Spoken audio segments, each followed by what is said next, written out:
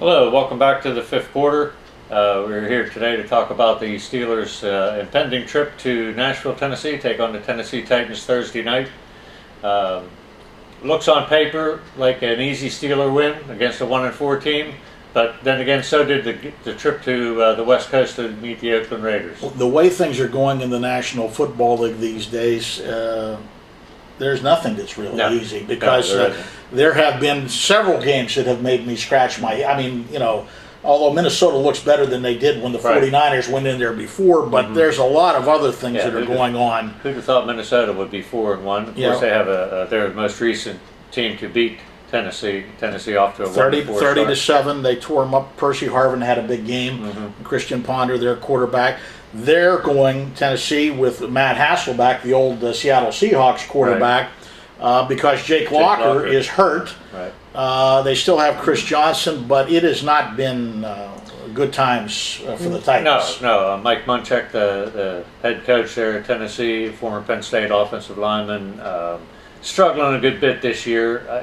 Chris Johnson, what was it, a year or 2 years ago? He was one of the top running backs in the league, and now he can't seem to get past the line of scrimmage a whole lot.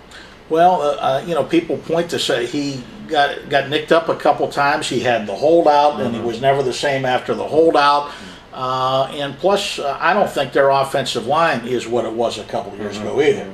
There's a lot of things going on. But the Steelers have to worry about themselves. Mike Tomlin said in his press conference, they have to start winning some games on the road. Yes. And as Brett Kiesel said after the Philadelphia game, they have to start stringing together some wins here. They have to win. They're 0-2 on the road. This will be a good stiff test for them.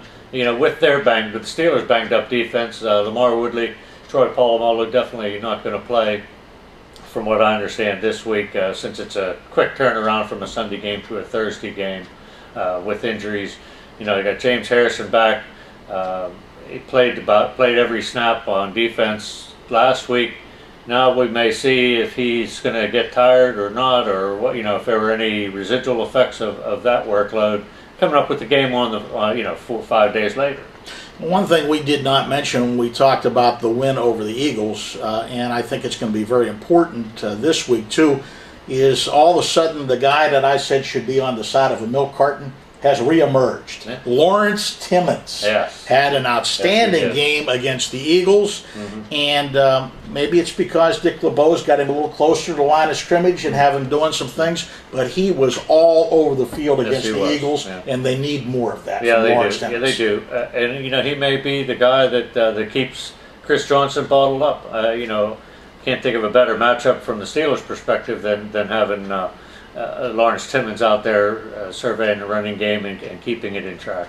Well, and he really gave a jolt of adrenaline to the Steelers defense after they even got some injuries with Woodley and Polamalu. A lot of the guys were talking about just how charged up they were about what Lawrence Timmons was doing. And I heard similar things about Rashard Mendenhall and the Steelers offense and running game, how he so a couple of the offensive linemen, I believe it was Ramon Foster, spoke out about it, saying he came up after being tackled after a long gain, he'd come back to the huddle pumped up, bumping into people, ready to go. Let's do it again. So in the scheme of things, it's a game that they are capable of winning against an opponent that is struggling.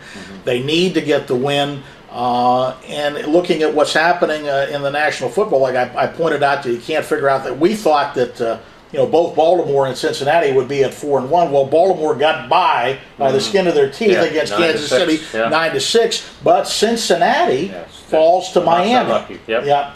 So the door is open for Pittsburgh to climb right back into the thing in their division.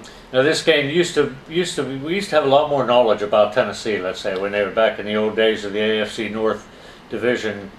The AFC Central Division it was. Now used to play and it was a good rivalry. It was a very good rivalry back when Jeff Fisher was the coach.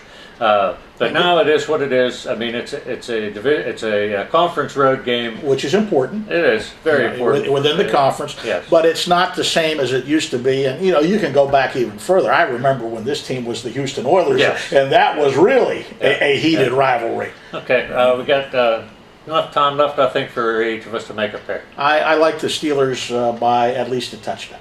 Okay, I like them by probably at least that much, maybe more. I'll go with 2 touchdowns, just so we're different. How's Okay, that? that's All right? fine. And now I'll wrap up this edition of the 5th quarter. Thanks for tuning in. We'll see you next time.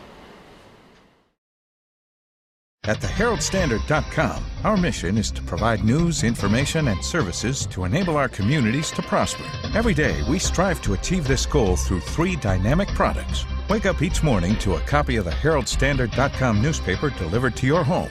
Enjoy the e-edition and exact replica of our print product on your computer, tablet, or smartphone. Or secure unlimited access to our full-coverage digital news site online at Herald-Standard.com. One local news leader, 3 great options.